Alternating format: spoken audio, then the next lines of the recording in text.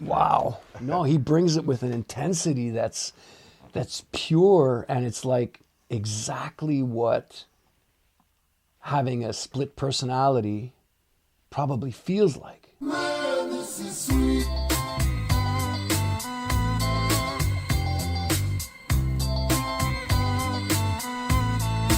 Man, this is sweet.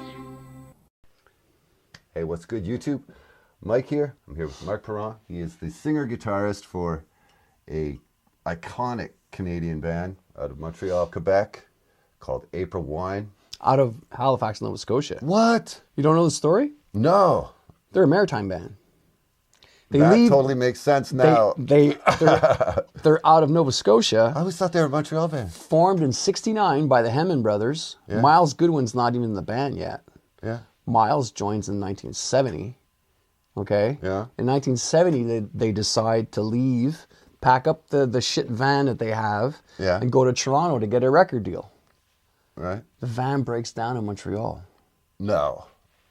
They get their record deal in Montreal. Get out. April Wine becomes a Montreal band, just because the van broke down. So a reliable vehicle, and they would have been a Toronto band. Exactly.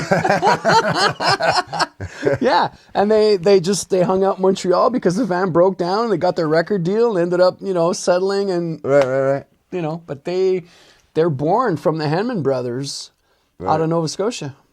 Wow. And when we played there last year, our first gig in Halifax, I come out and I'm like nervous because I'm on home turf, right? Yeah. And the first thing I tell everybody, I go, listen, I know this is weird for you guys. You grew up with April Wine. You were there when they played your high school. Yeah. And I know it's weird for you guys hearing these songs sung by me and not Myles.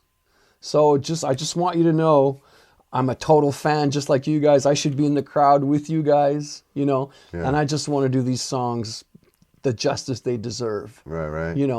And I think opening up myself like that and letting them know that I know that this is the hometown crowd. They grew up, they knew these guys. They went to school with these guys.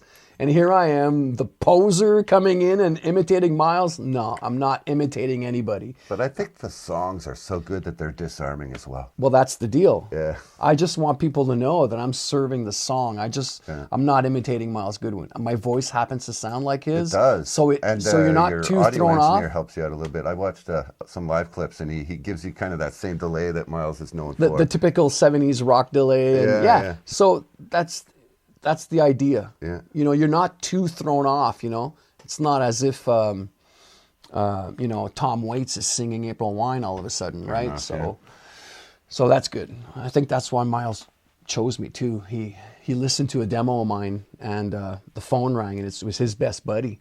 Yeah. And Myles says, so what do you think of this? And he just puts the demo's playing and he puts the phone to the demo, right? And his buddy says, well, that's just you singing and playing guitar. His own buddy. His own buddy, his best. Wild. So he thought it was Myles. So that's how I got the gig. There you go. We did a big, long, probably 30 minutes interview just previous to this, and maybe it may or may not appear in its whole entirety. We'll see how editing works out. But we were talking about that. I think we brought up that you were going on tour. Yeah. And that you were doing a bunch of shows with Triumph. So that's exciting. If you see any Triumph shows coming up, Marc will be there. Yeah, we have which is April Wine. Yeah, we have a Canadian dates coming up next 2 weeks. We're in Victoria, Nanaimo, Kingston, London, Toronto, and then as April Wine, not as an opener. Right. So the show will be an hour and a half long. Okay, there's a lot of American viewers going to be on here. You have Florida. You mentioned Chicago. You mentioned Texas. Yeah, New Jersey with Triumph. Yeah. We'll be openers for that, so we'll do 50 minutes. And also lots of viewers in Europe. Nothing planned for there yet? We just got back. We were in Europe with Uriah Heep. Yeah, so that was fantastic. Thank you, Europe, Germany, Poland, Switzerland. It was fantastic. Yeah, the crowds were incredible. And the final place where a lot of my viewers tend to congregate would be Australia. Any plans to go down there? Not yet. Not yet? Not yet, no. But I'd love to go down there. I've never been. Yeah. All right, if you know someone, help them out. Yeah, bring April Wine to Australia. If you happen to be like a promoter in Australia, Yeah. Yeah. let's make it happen. All right, so this is what the people want to see, what they want to know. All right, so there are a lot of people on my channel who are big fans of this artist, and his name is Ren. Have you ever heard of an artist named Ren? Okay, perfect.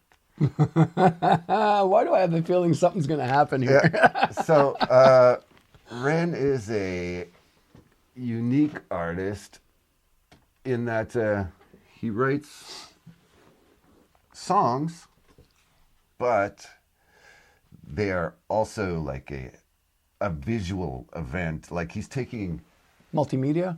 advantage of the YouTube thing, you know what I mean? By giving a visual presentation that is as strong as the song, you know what I mean? Yeah. So we're going to jump into this, and we'll get your first time impressions.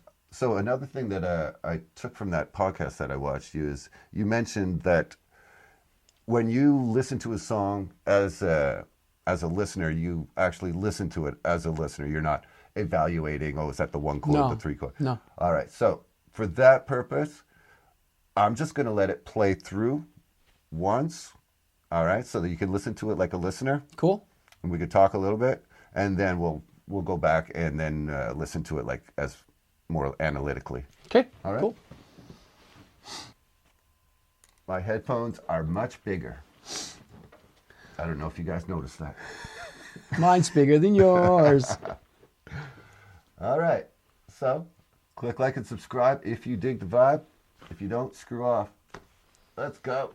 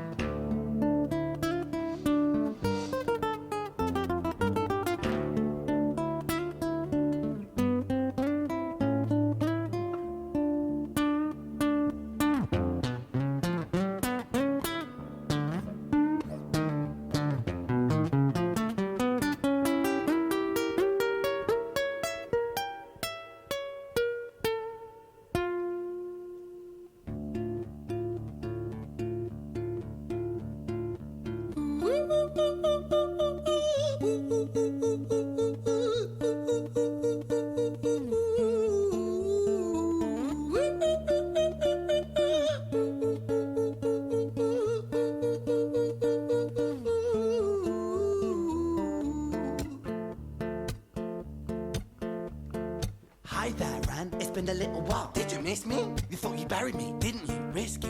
Cause I always come back. Deep down, you know that. Deep down, you know I'm always in periphery. Ren, on your pleased to see me. It's been weeks since we spoke, bro. I know you need me. You're the sheep, I'm the shepherd. Not your place to lead me. Not your place to be biting off the hand that feeds me. Hi, Ren. I've been taking some time to be distant. I've been taking some time to be still. I've been taking some time to be by myself since my therapist told me I'm ill. And I've been making some progress lately. And I've learned some new coping skills. So I haven't really needed you much, man. I think we need to just step back and chill. Ren, you sound more insane than I do. You think that those doctors are really there to guide you? Been through this a million times. Your civilian mind is so perfect to always being lied to. Okay, take another pill, boy. Drown yourself in the sound of white noise. Follow this 10-step program, rejoice. All your problems will be gone. Fucking dumb boy. Nah, mate. This time is different, man. Trust me. I feel like things might be falling in place. And my music's been kinda doing bits too. Like I actually might do something great. And when I'm gone, maybe I'll be remembered for doing something special with myself. That's why I don't think that we should talk, man. Cause when you're with me, it never seems to help. You think that you can amputate me? I am you, you are me, you are I am we are one. Split in two, that makes one. So you see, you gotta kill you if you wanna kill me. I'm not leftover dinner, I'm not scraps on the side. Oh, your music is thriving, delusional guy. Where's your top 10 hit? Where's your interview with Oprah? Where are your Grammys, Ren? Nowhere. Yeah, but my music's not commercial like that. I never chase numbers, statistics or stats. I never write hooks for the radio, they never even play me, so why would I concern myself with that? But my music is really connecting. And the people who find it respect it. And for me that's enough, cause this life's been tough, so it gives me a purpose I can rest in. Man, you sound so pretentious. Ren, your music is so self-centered. No one wants to hear another song about how much you hate yourself. Trust me. You should be so lucky, having me inside you to guide you, remind you to manage expectations, provide you perspective. That thing you neglected, I get it. You wanna be a big deal, next to me Hendrix, forget it. Man, it's not like that. Man, it's just like that. I'm inside you, you twat. No, it's not, man, you're wrong. When I write, I belong. Let me break the fourth wall by acknowledging this song. Ren sits down, has a stroke of genius. He wants to write a song that was not done previous. A battle with the subconscious, Eminem did it. Played on guitar, Plan B did it. Man, you're not original, you criminal rip-off artist. The pinnacle of your success is stealing other people's material. Ren, mate, we've heard it all before. She sells seashells on the seashore. Fuck you, I don't need you, I don't need to hear this. Cause I'm fine by myself, I'm a genius. And I will be great, and I will make waves, and I'll shake up the whole world beneath us. That's right, speak your truth, your fucking God complex leaks out of you. It's refreshing to ask for you, say it instead of downplay it. Music is all about the creative process, and if people can find something to relate to within that, then that's just a bonus. Fuck you, I'ma fucking kill you, Ren. Well, fucking kill me then, let's fucking have you, Ren. I'ma do it, watch me prove it. Who are you to doubt my music? Cause I call the shots I choose if you die. Yeah, I call the shots and so I choose who survives. I'll tie you up in knots when I lock you inside. Newsflash. I was created at the dawn of creation. I am temptation. I am the snake in Eden. I am the reason for treason, beheading all kings. I am sin, with no rhyme or reason. Son of the morning, Lucifer, Antichrist, father of lies. Mephistopheles, truth in a blender, deceitful pretender, the banished avenger, the righteous surrender. When standing in front of my solar eclipse, my name is stitched to your lips. So you see, I won't bow to the will of a mortal, feeble and normal. You wanna kill me? I'm eternal immortal. I live in every decision that catalyzes chaos, that causes division. I live inside death, the beginning of end. I am you, you are me, I am you, Ren.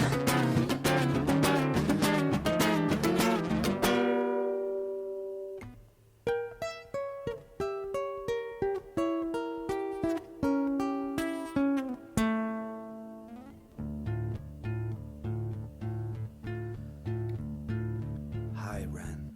I've been taking some time to be distant. I've been taking some time to be still. I've been taking some time to be by myself, and I've spent half my life ill. But just as sure as the tide starts turning, just as sure as the night has dawned, just as sure as the rainfall soon runs dry when you stand in an eye of a storm. I was made to be tested and twisted. I was made to be broken and beat. I was made by his hand, it's all part of his plan that I stand on my own 2 feet. And you know me, my will is eternal. And you know me, you've met me before. Face to face with a beast, I will rise from the east and I'll settle on the ocean floor. And I go by many names also. Some people know me as hope. Some people know me as the voice that you hear when you loosen the noose on the rope. And you know how I know that I'll prosper? Cause I stand here beside you today. I have stood in the flames that cremated my brain, and I didn't once flinch or shake. So cower at the man I've become when I sing from the top of my lungs. That I won't retire, I'll stand in your fire, inspire that me to be strong. And when I am gone, I will rise in the music that I left behind. Ferocious, persistent, immortal like you, we're a climate different side.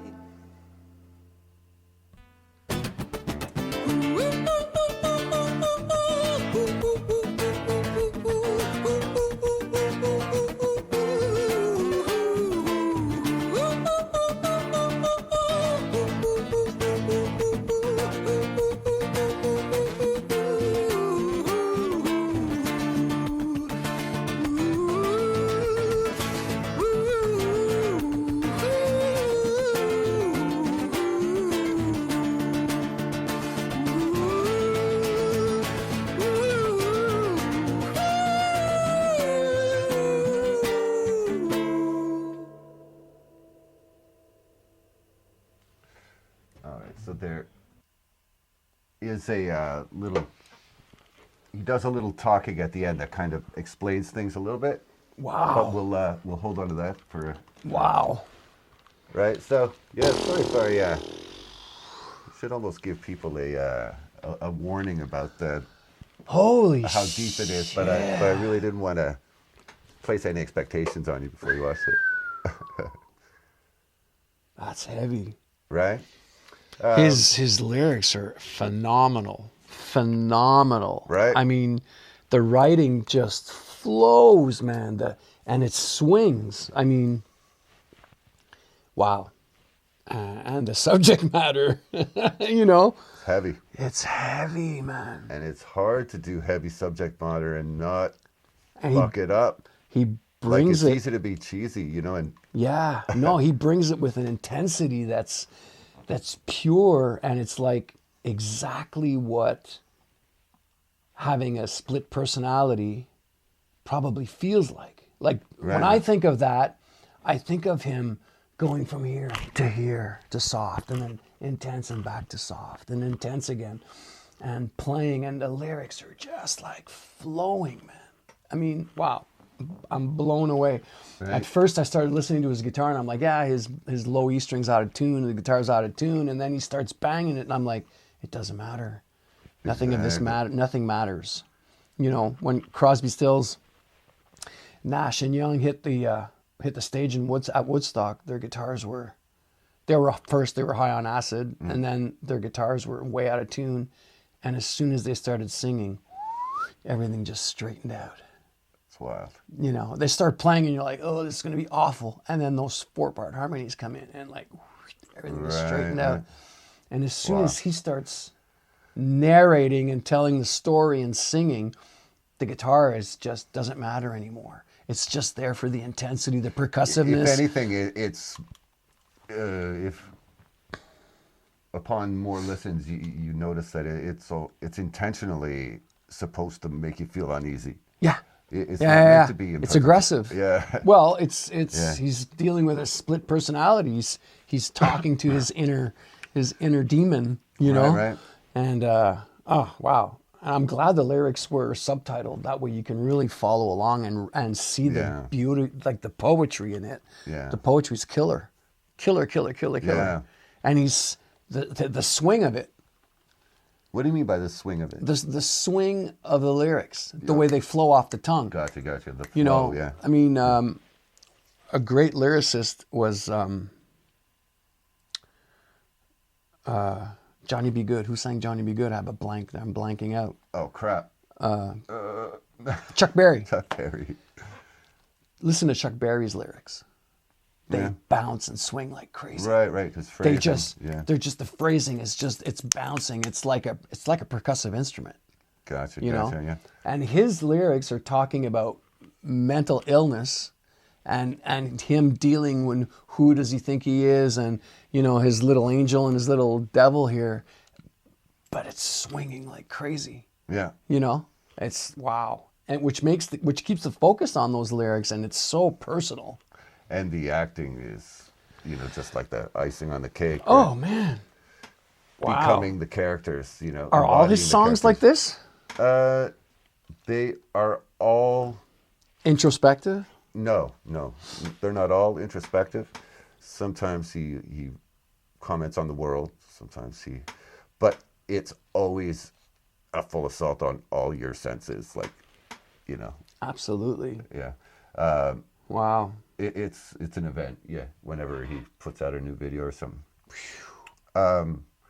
He is, so you were mentioning like kind of the flow of his storytelling. He is a legitimate like rapper as well. Yeah. So he can, you know, has flow that matches like your M&Ms and stuff like. Well, you could tell right off the get-go. I mean, before you get into the lyrics and the subject matter, because at first you're wondering what's going on, right?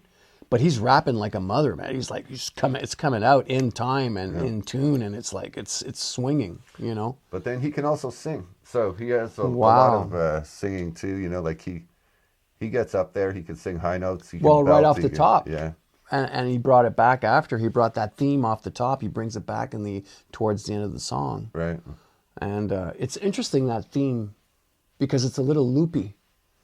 Like when he started singing it, I'm like, almost sounds like a child's melody, you know, like it's like a little loopy. But then you realize the whole song's about his Ren, the character that lives inside his head, right? So it makes sense. So here's couple things that so you have a music degree, right? Mm-hmm. Yeah, and I think you did it the same way I did. You toured the world and then got a music degree? Pretty much. That's what I did too. I was touring during the degree. It took me 4 years. Oh, okay. Yeah. But I only bring up the music degree because there is something that, there's hundreds of people who do these kinds of breakdowns, thousands of people who do breakdowns like this on the internet, But nobody else but me seems to have noticed this one thing.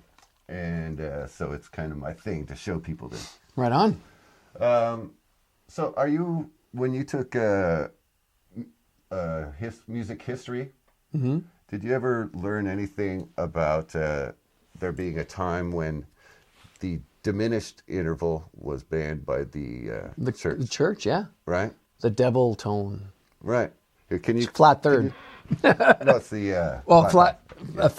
Here, just play a flat 5 just so people can hear what interval we're talking about. So it's a G flat and C. Yeah. So we got that kind of flat 5 sound, and so it's dissonant sounding. So it was kind of banned by the church. And then I don't remember exactly. I think Bach is the one who managed to convince them that it was okay to have a dominant chord. Right. And so anyway, so here, let's might want to keep that here for a second. Oh, sorry, we need our headphones again here.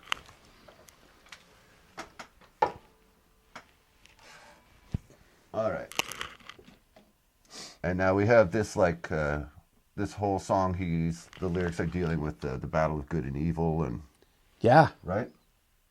So just before the evil character, so for the first half of the song there, the evil character seemed to be kind of dominant, and then there was a switch about halfway through where the good character sort of started to take control. Okay.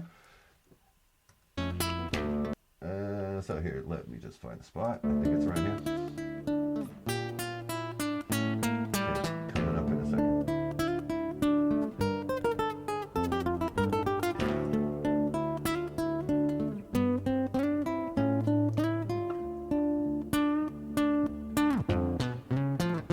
All right.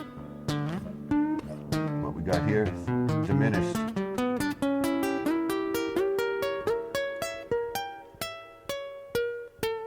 So we got the triads, diminished arpeggios, like like that repeating triad. Yeah. Right. And then he does it triads. And he's going up with it, right? Now, in the midpoint here, I think it's around here. It lies chaos that causes division. I live inside death, the beginning of chromatic. Ends. I am you, you are me, yeah. I am you, friend. Sharp 9 chords going up. Yeah. So he's doing a chromatic ascent, and then he's using sharp 9 chords going up. Yeah, and you wouldn't know it just from listening to this one, but he has a bunch of material where he uses chromatics, either ascending or descending, to depict going backwards in time or forwards in time, like as far as the narrative of a song, So sometimes he'll use chromaticism for those types of reasons. But there was also a part where he said, "You want to be a big deal next Jimi Hendrix? Forget it." And what chord is he playing here? Sharp 9. The Jimi Hendrix chord. Right? Yeah, of course. All right, but that's not. That was good ear on you for catching that, because that's not even what I was pointing out. And the chromatic thing going all the way up and then back down.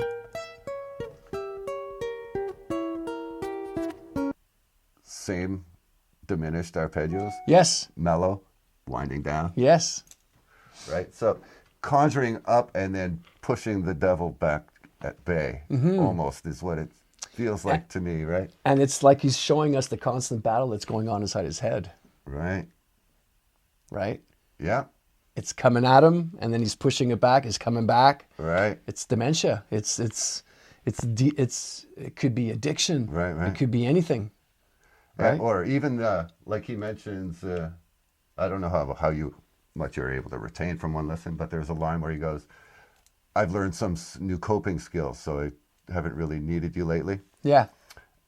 And it's almost like, it's like almost like a coping skill, you know what I mean? That's the. What do you mean? I'm not. Like,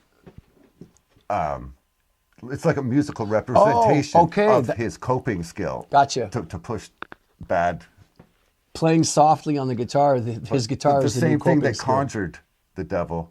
He's now playing, instead of ascending, he's descending and getting softer, not building, right? Yes, which gives us release to the tension as well. Even though it's still a tense arpeggio. Yes. Strangely, right? Yeah, absolutely. Yeah. Very cool. So, and, yeah, I don't. Seems like you got most of that. So now we're just going to play, here, just, let's take it just from where he starts standing up and singing again.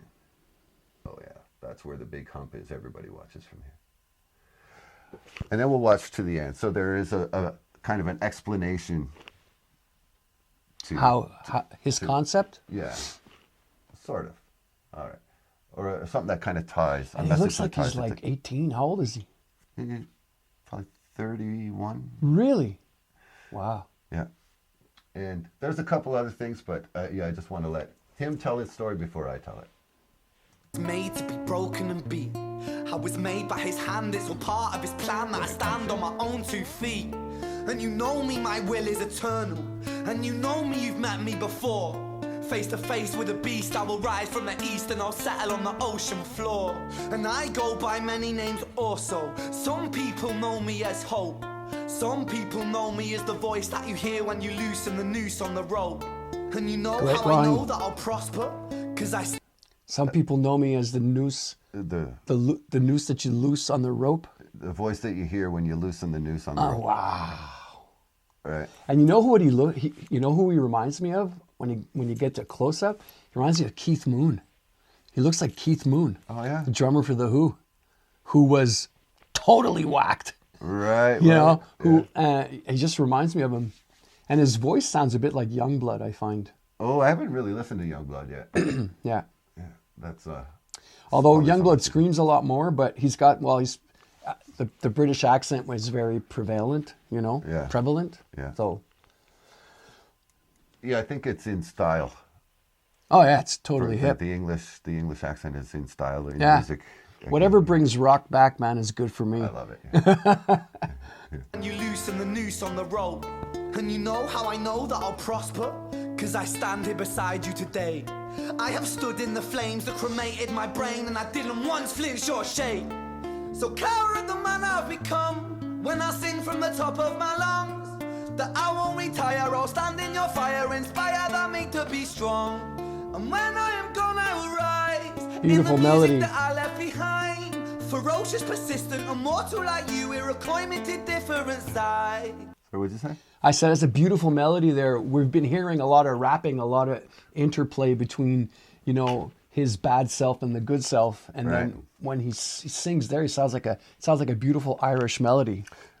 Or Scottish, or it sounds like it sounds like that a folk song. Yeah. You know, Right. You know, it's beautiful. But here we'll let it run through here. So here's the ending. Ferocious, persistent, immortal like you, we're a climbing to different sides.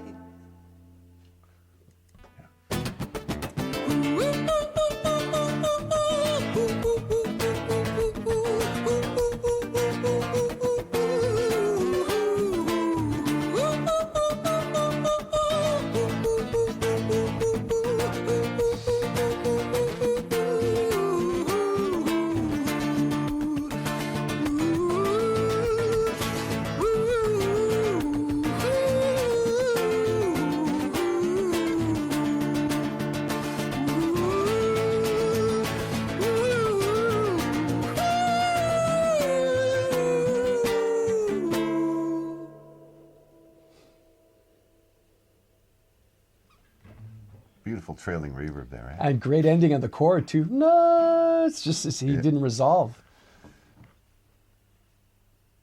When I was 17 years old, I shouted out into an empty room, into a blank canvas, that I would defeat the forces of evil.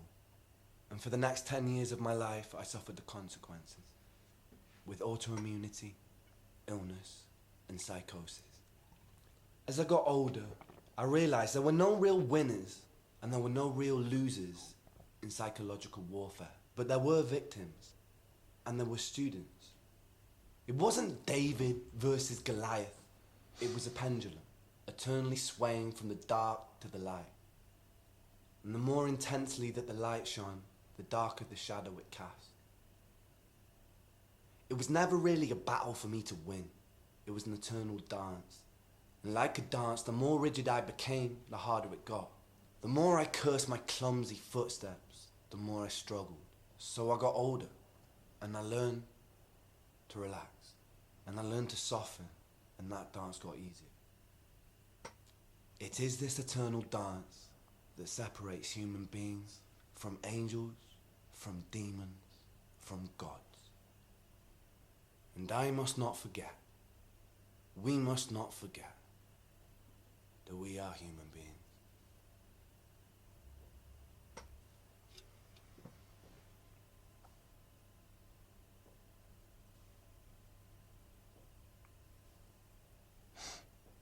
And then like right to the end, like doesn't cut, you know? Mm-hmm. Just Wow. kind of lets it sit there. Wow. So, Thanks, man. You're discovering a new artist. I'm Yeah, gonna right? check him out for sure. So he's got a ton of stuff where it's not all This intense. this intense. So he does do a lot of stuff that you could just bop to and stuff as well, you know? Cool. Like you can bop, but usually if you listen closely, there's a message there or something. Like his videos super are full articulate. of Easter eggs, and like he's well read, and he drops in things from poets and from You can writers. tell. And Just like, you can tell from his lyrics and just the way he speaks. yeah, You can tell he's read a lot of books. He's well read. right, You know. yeah, And most writers are. right, You know, most writers have read are bookworms. You know, they read all the time.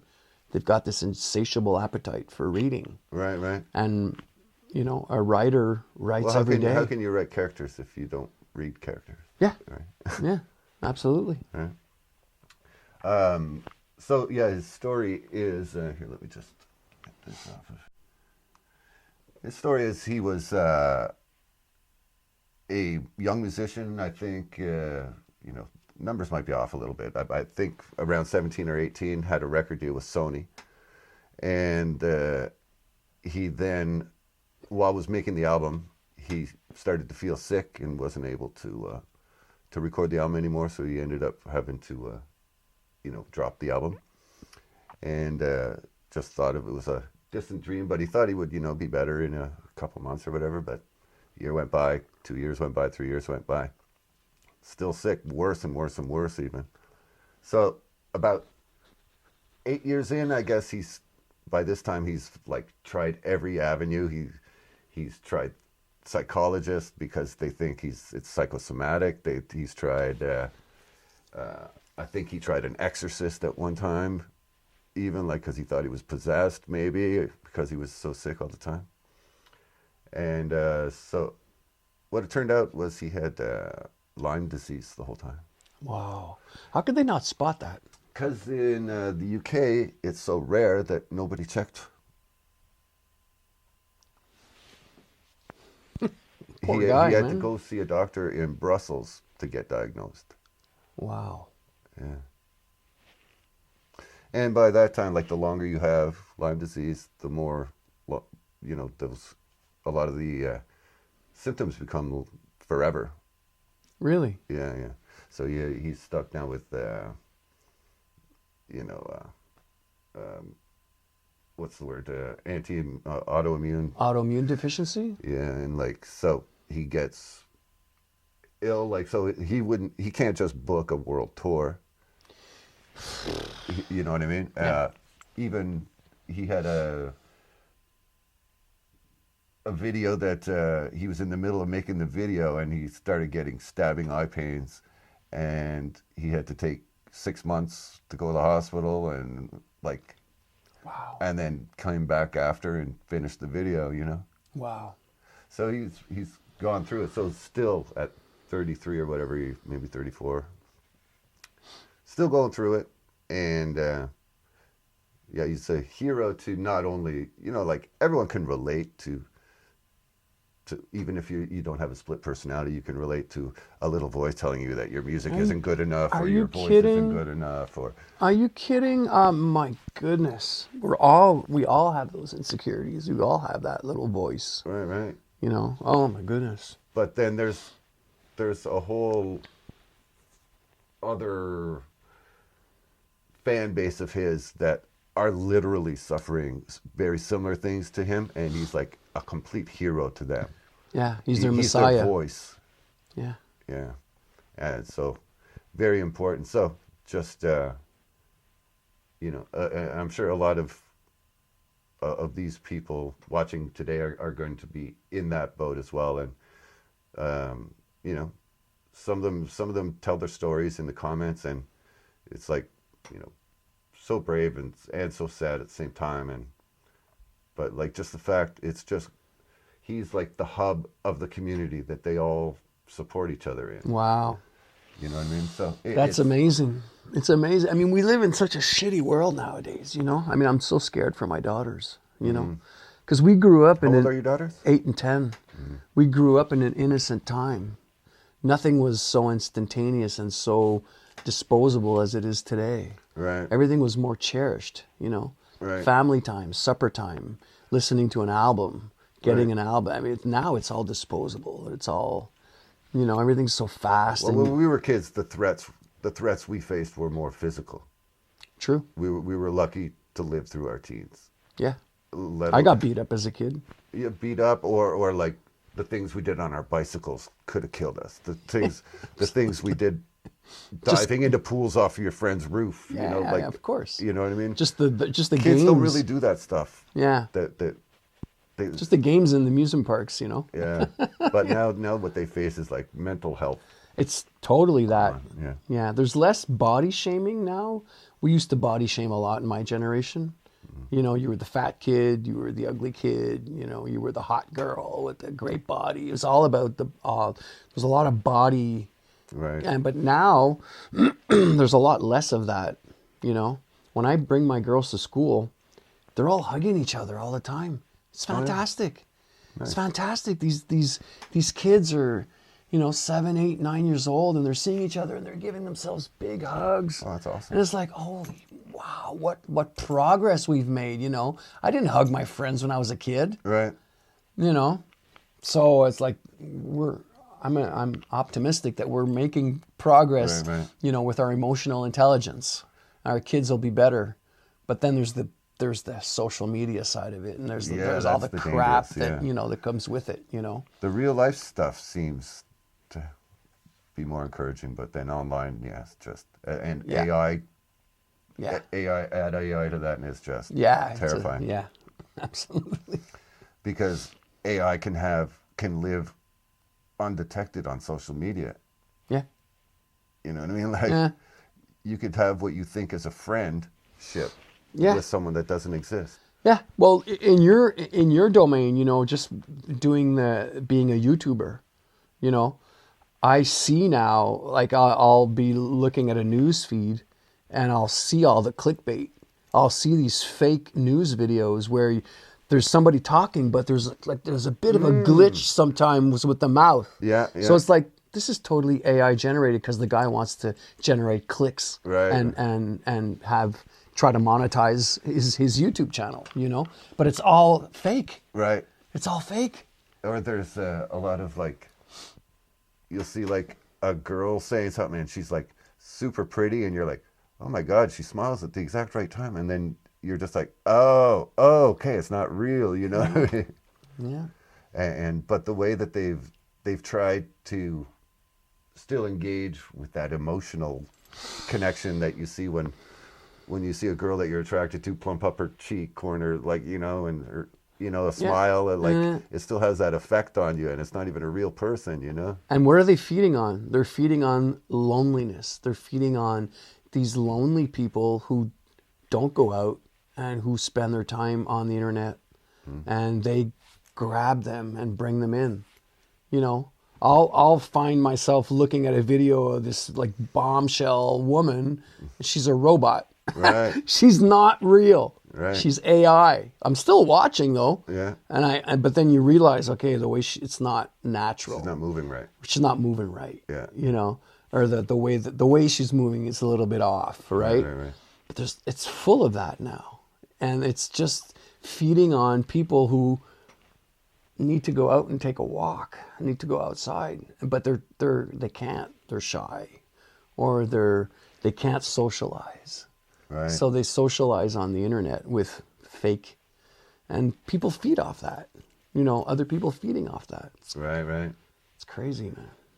Well, all right, we're getting away from topic, but still interesting stuff nonetheless. How about that guitar? So, is there any music you'd like to? I mean, we could put maybe some links to April Wine down in the aprilwine.ca. Everything's there for dates and stuff like that. Yeah. My Facebook page, you want to go see? There's a bunch of videos on there that I'm really You proud post on of. there? Yeah, it started, you know, during COVID. I started grabbing an iPhone and an acoustic guitar, just because I saw somebody else do it, and I go, I could do that, you know. So I did that, and you know, right through COVID, it started with an iPhone and an acoustic guitar, and ended up with projects that took 4 months to edit and put together. And I had musicians from California and Vancouver and all over. Everybody was available. We did these amazing. Everybody wanted to do something. That first little bit of COVID was magic, wasn't it? Yeah. Everyone was so together. Yeah. So if you go on my videos or photos section of my Facebook, there's a bunch of videos on there I did with guys from 8 Seconds. We did Live and Die in LA, and we did some Bowie, and we did all kinds of stuff. I did some Toto, and some Steely Dan, some Donald Fagen. Nice. Yeah, some Gino Vanelli, some Foo Fighters. I mean, just all kinds of stuff that I thought would be a challenge. Right. You know, and it was, and it kept me busy. The week I didn't have my daughters, I was here in this room, you know, learning how to mix audio. Right. And my buddy Jean-Claude Caprara, shout out to JC, he was like mixing all the video. He would edit the videos, you know. So and then we'd put them together. Put it together, yeah. It was awesome. Yeah, it was great. Like you said, everyone had time and everyone had the will to put something out, you know. Yeah. It sucked that we couldn't see each other in person, but there was just a lot of work getting done, it felt like. Yeah. Yeah. It was crazy that we had a couple of spots where we could get back out there, and I had a few gigs, and people were so horny, man. It was just like they were just so. It was like we'd get on stage and go, "Hey, how's it going?" And people were going, they couldn't even finish the sentence, you know. It was beautiful. Oh yeah, and the tray of shooters were coming out. It was like everybody wanted to just go crazy. We needed that social interaction. We had a bunch of pictures of my first gig back, and it's like both of us the whole night were like. Yeah. Like we couldn't stop smiling. We were so happy to be playing. Absolutely. All right. So yeah, people are going to probably they're going to probably want to fill in some details and stuff. So maybe they'll have a look in the comments every once in a while, because people are going to have some suggestions for other things that you should check out from Ren and whatnot if you like this one. Definitely. And you can always you can't watch that and not be affected by it. No. Which is what music is supposed to do. Exactly. Have an impact. Yeah. Make you feel something. Yeah. On that happy note, click like and subscribe. Now that I was going to call you motherfuckers, but you're nice people. Sorry. You're nice people. I didn't mean that. You're nice people, motherfuckers. Yeah.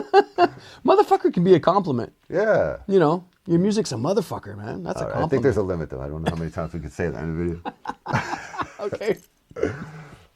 Put a yo down in the comments, because the while lets me know you made it to the end, that you're still watching right now. And you can put MFer. You can write it out in the comments. You can say it as many times as you want. Call me one. Call me an MFer. Not Mark, though. I've been called worse. Yeah. Don't worry about it. Yeah, and write down whatever I missed, what I forgot to tell Mark about REN. And I think that's about it. Thanks you so much for being on. Right on. And go see fun. April Wine with Triumph. And if you don't know, Triumph has Phil X playing guitar. Any guitar players out there know who Phil X is. Yeah, Todd Kearns and Brent Fitz. Yeah. Probably 3 of Canada's main top rock musicians right now. Yeah. Like, you know, Todd and Brent play with Slash. Yeah. And Phil plays with Bon Jovi, plus his drills, his band. They're going to kill this material. It's going to be amazing. All right. Yeah, I can't wait. What you got to do is you got to make a video of you showing Phil X REN.